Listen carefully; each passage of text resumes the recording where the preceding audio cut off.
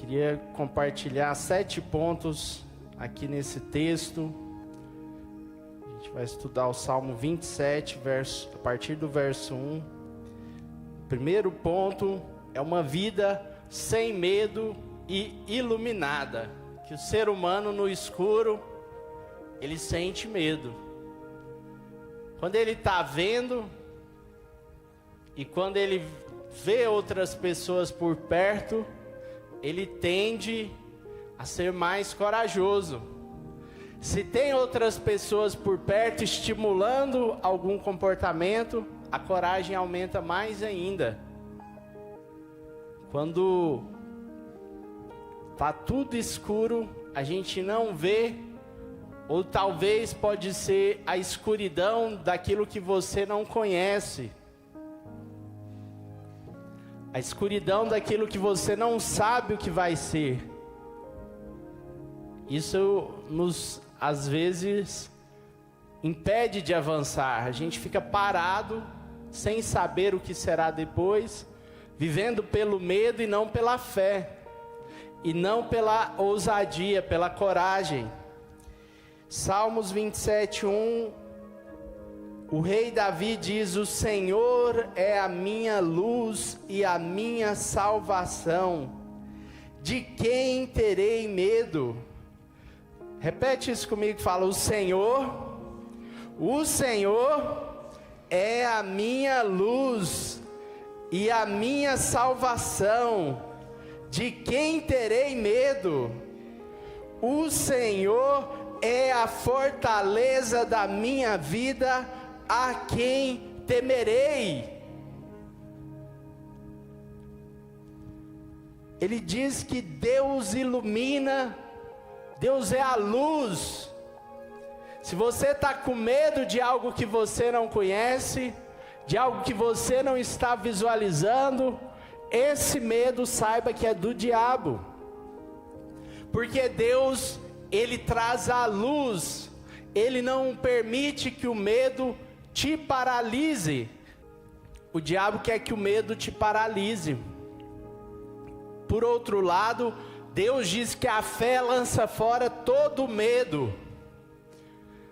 O cristão de verdade, quem é crente de verdade,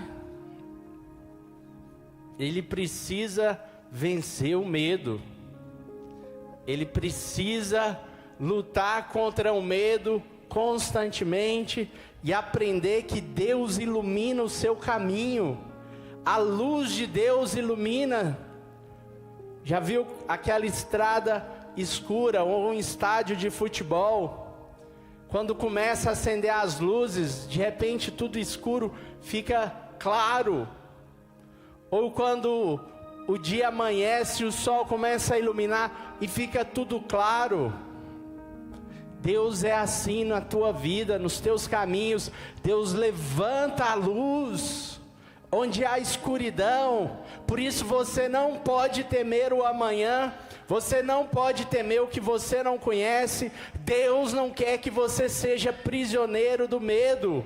Deus não quer que você viva ansioso, preocupado. Quantas vezes Deus fala para a gente não ficar ansioso, não ficar preocupado, porque Ele ilumina o nosso caminho. Ele diz que Deus é a salvação dele. Tem muitas pessoas tentando ser salvas pelas suas boas obras, por ajudar outra pessoa, e estão enganados, vão para o inferno, não vão para o céu, porque a Bíblia diz que existe só um Salvador, que é Jesus Cristo, e somente através de Jesus Cristo nós somos salvos. Ninguém é salvo por fazer boa obra, por ajudar as outras pessoas. Deus se alegra com a solidariedade, mas a solidariedade sem entender em primeiro lugar que a salvação é somente através de Jesus Cristo, essa solidariedade é vazia, é sem consistência, ela não prospera, ela é um engano do diabo. Muitas pessoas que se julgam autossuficientes, Saia desse engano se você acha que você não precisa de Jesus para ser salvo.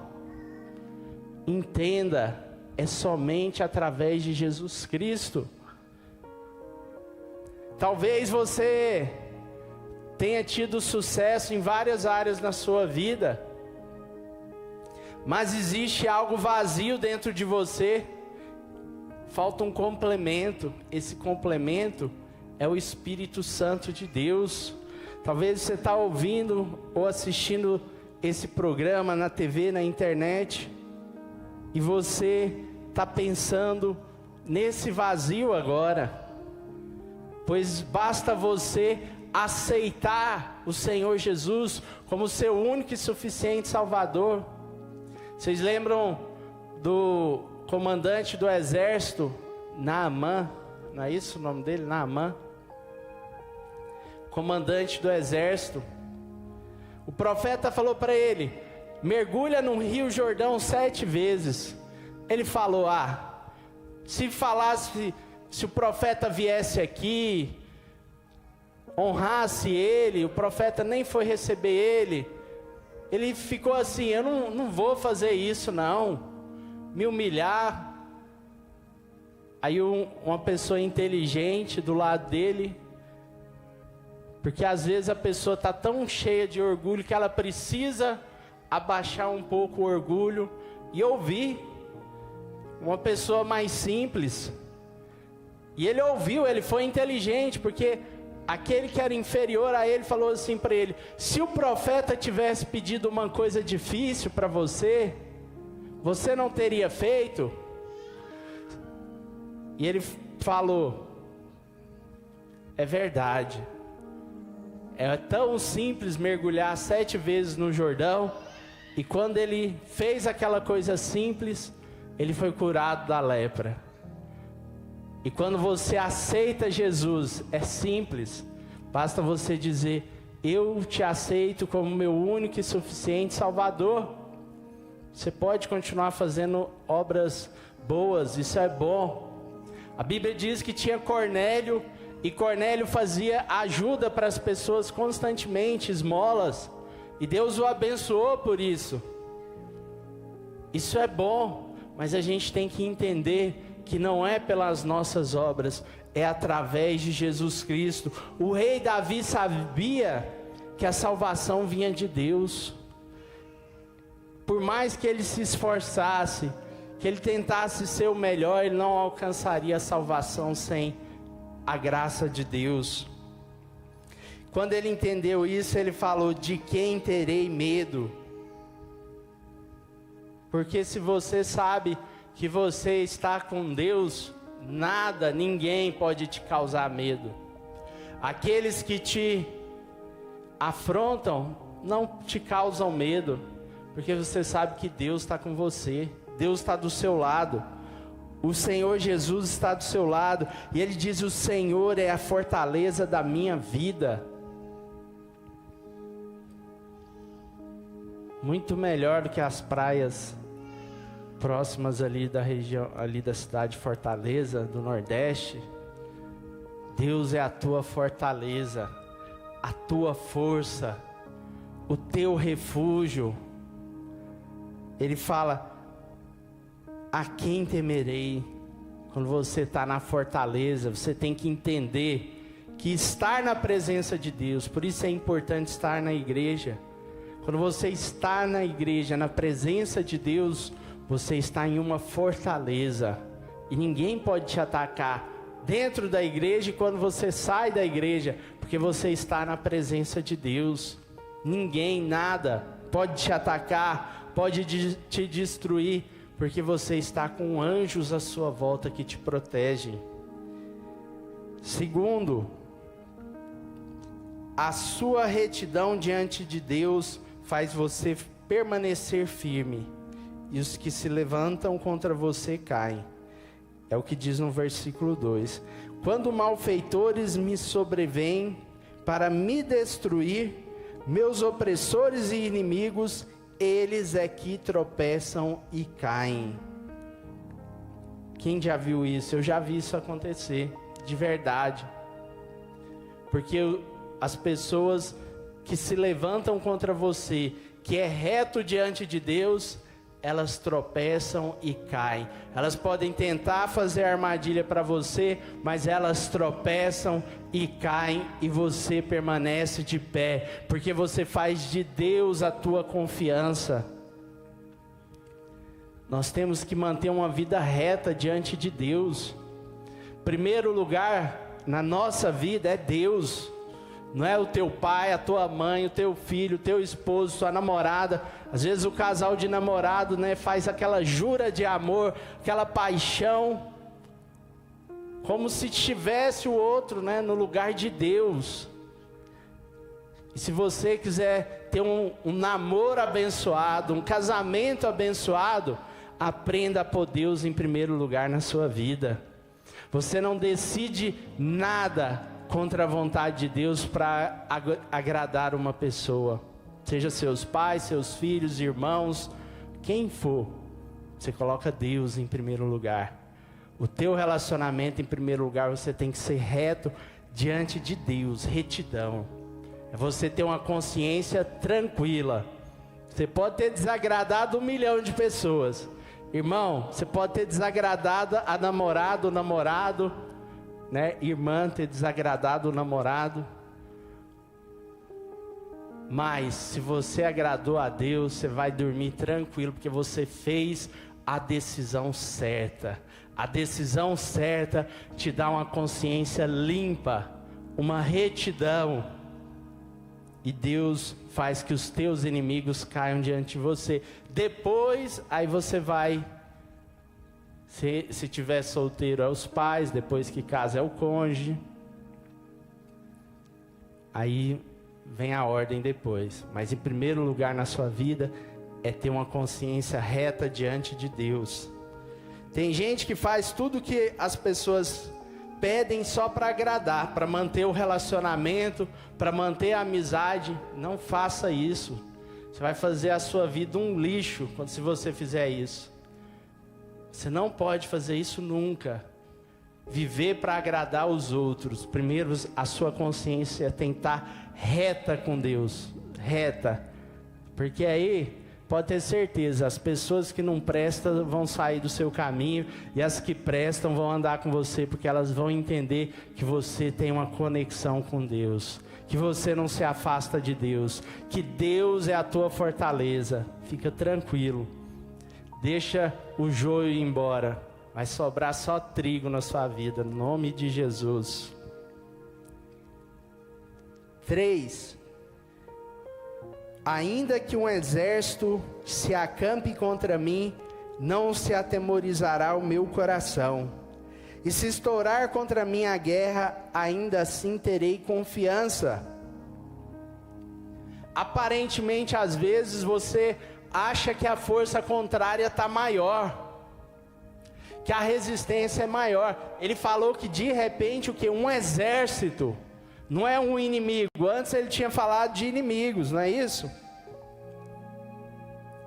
Ele falou os malfeitores, opressores, inimigos. Agora ele aumentou, ele falou um exército. É uma situação surpresa, é algo muito grande, é uma resistência enorme que aparece diante de você. Não é um inimigo te perseguindo, uma pessoa insistentemente contra você, é um exército surpresa, tentando armar uma emboscada para você. Mas ele disse: ainda que um exército se acampe contra mim, não se atemorizará o meu coração. Aleluia. Aleluia. Ainda que um exército se coloque contra você, teu coração não terá temor. Você está com Deus, você está em paz. E se estourar contra mim a guerra, ainda assim terei confiança. Ele vê o exército, aquele exército pode retroceder, mas ele diz: e se esse exército começar a me atacar? Vários ataques, um atrás do outro. Não é só no filme não, na vida real. Isso é normal. Quando você vê muitos ataques contra você, não se preocupe, é normal, faz parte da vida de um mais que vencedor, de uma mais que vencedora. E você vai derrotar esse exército, todos esses ataques, Deus vai te dar vitória. Ele diz, ainda assim terei confiança. Você tem que colocar sua confiança em Deus, ainda assim terei confiança. Vamos repetir de novo esse salmo, isso aqui é bom demais, gente. Isso é vida para os nossos ossos, para a nossa carne, para a nossa mente, para a nossa alma, nosso espírito.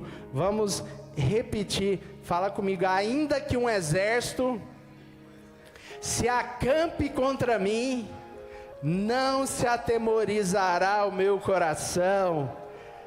E se estourar contra mim a guerra, ainda assim terei confiança. Aleluia, glória a Deus. Deus quer que você cresça. A gente veio aqui agora há pouco para orar. O que a gente pode oferecer para Deus? Que Deus conhece os seus dons e talentos. Fala para o vizinho aí do seu lado, desenterra os teus dons e talentos. Desenterra tudo aquilo que Deus te deu. Amém? Desenterra. E eu não estou falando só para você repetir, memorizar. É para você realmente praticar essa palavra. Você tem dons e talentos que estão guardados e precisam ser desenterrados. E você sabe quais são. Cada um de nós aqui. Daniel, você entende? Você tem que desenterrar. Deus, Ele quer que você desenterre os talentos. Os talentos estão enterrados e nós precisamos o quê? Desenterrar esses talentos. Nós precisamos o quê? Nós sabemos o que é. E a gente pode deixar eles guardados. A gente veio aqui no altar e falou para Deus o que a gente pode oferecer. Usa o que Deus te deu. Verso 4.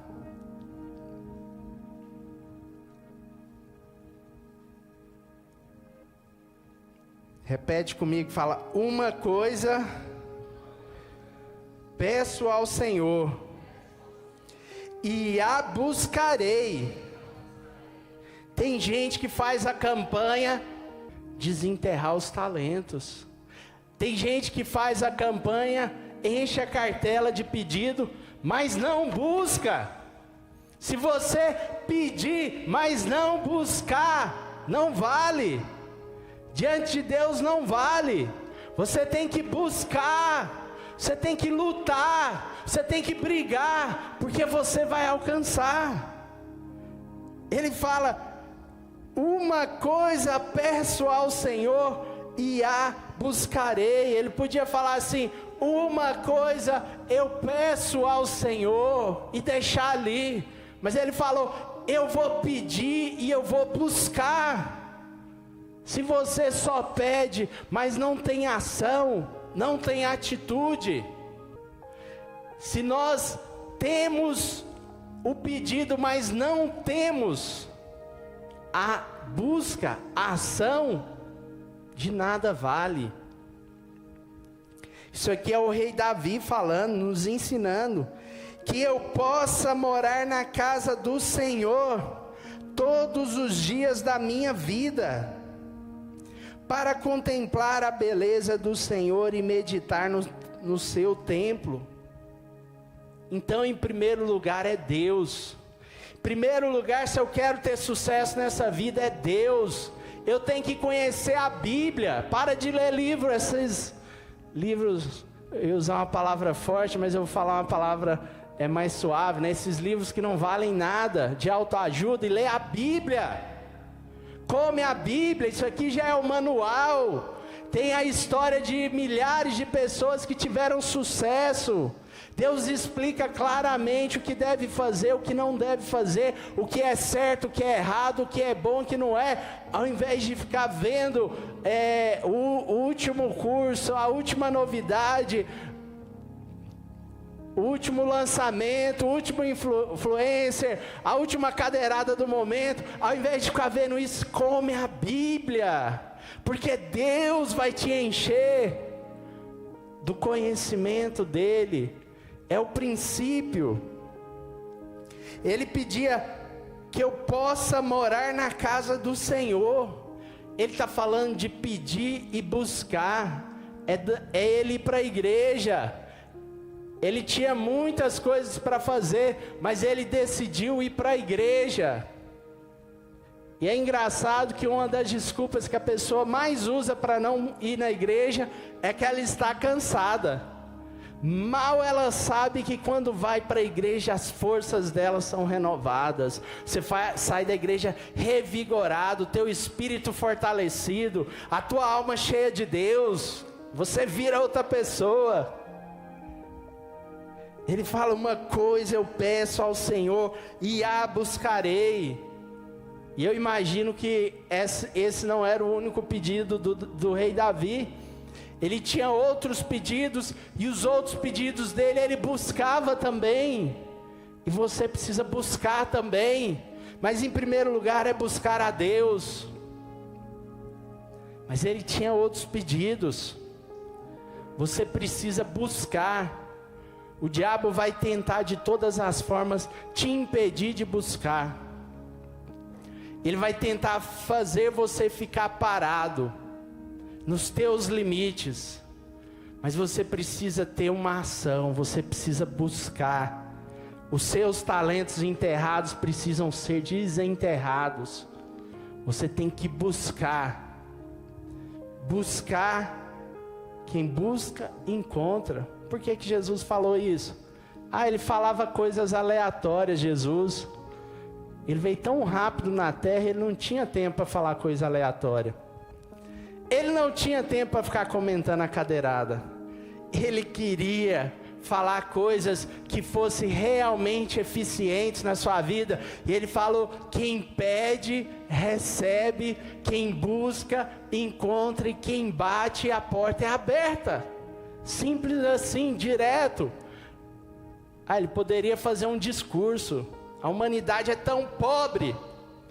Escreve 1 milhão de livros para falar uma coisa simples.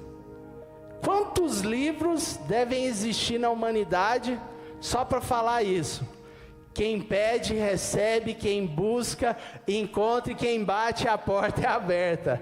Quantos livros para falar isso? Irmão, vai direto na veia. Já tomou? Tem um medicamento que é oral, demora a ter o efeito. Quando a pessoa está precisando urgente do medicamento, é na veia, irmão. Então quando você pega a Bíblia, quem pede, recebe. Quem busca, encontra. Quem bate, a porta é aberta. Você está indo na veia. Aí você não perde tempo. E o diabo quer que você perca tempo. Uma coisa peço ao Senhor e a buscarei. Mas isso é impossível, é muito difícil, está muito distante. Essa realidade é um projeto de longo prazo. Quem disse que é de longo prazo? E se Deus encurtar o prazo? Você não tem fé? Você não acredita? Então age para que Deus possa fazer a parte dele, porque Ele vai fazer quando a gente age com fé.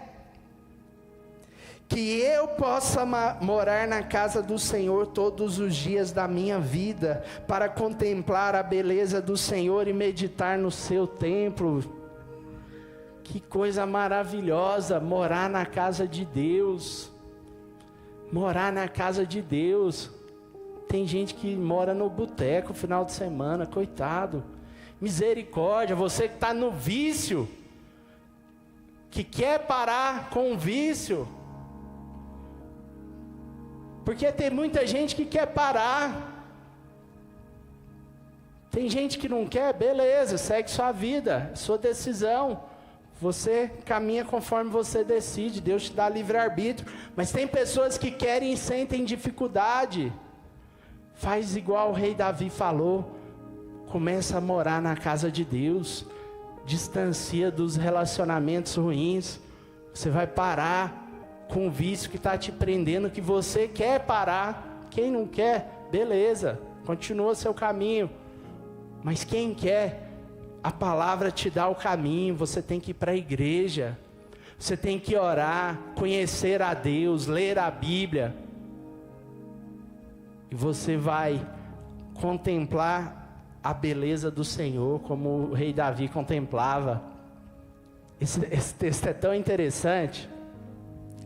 Tem um versículo na Bíblia que eu queria que você lesse, Mateus 6, 22.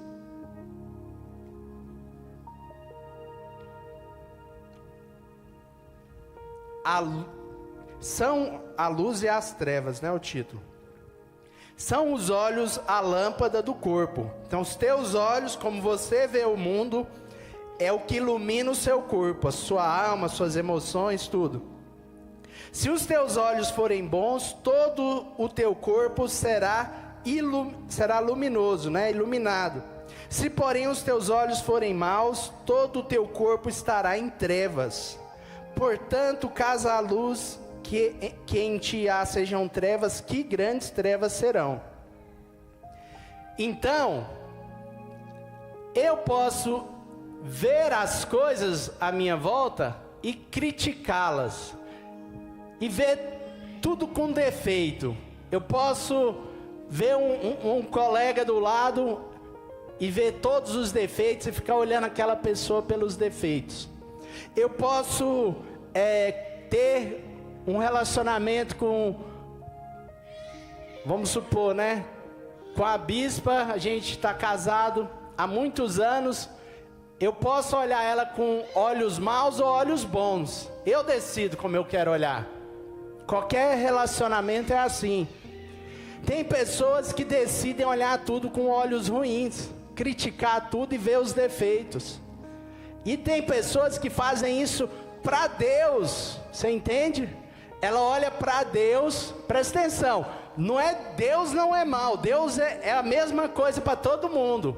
Mas os olhos de quem olha, pode ver Deus mau ou pode ver Deus bom. Pode ver as coisas boas de Deus ou pode começar a inventar coisas ruins. Ele não olha a realidade. Às vezes coisas que é o diabo, ele mesmo que está fazendo, ele atribui a Deus, porque os olhos dele é mau. Deus é o mesmo para todo mundo. Uma pessoa é a mesma para todo mundo. Como que alguns veem ela com os olhos bons e outros veem com os olhos ruins? Porque a bondade e a maldade está dentro da gente. Você entende o que o texto quer dizer?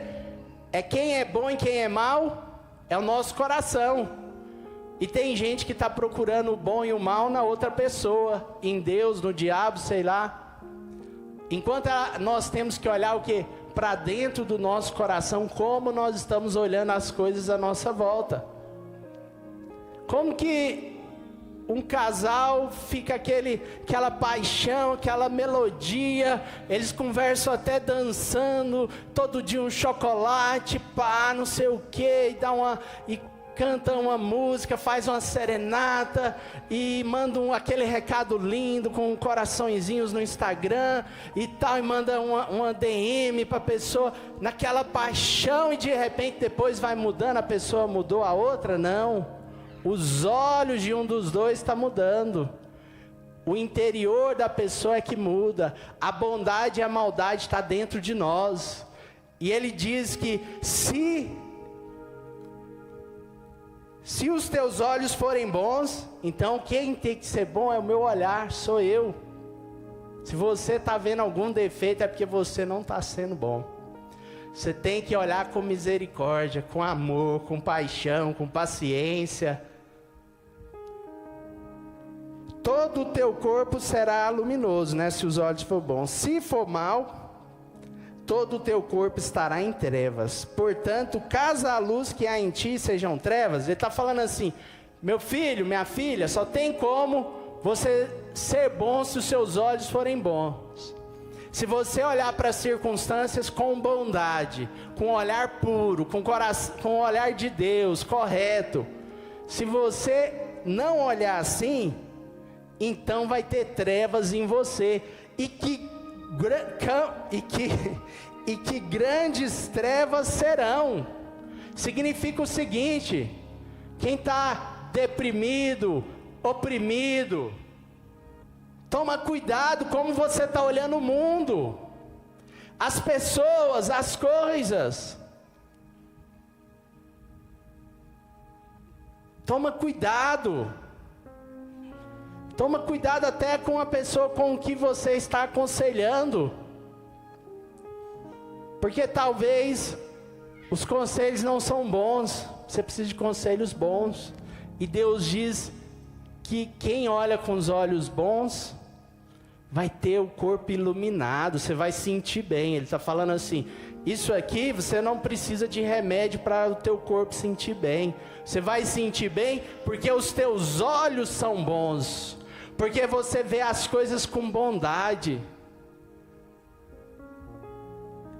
E Davi, voltando para o Salmo, ele fala: uma coisa peço ao Senhor e a buscarei. Ele insistia em olhar com bondade, que eu possa morar na casa do Senhor todos os dias da minha vida, para contemplar a beleza do Senhor. Você só vai ver a beleza se os seus olhos forem bons.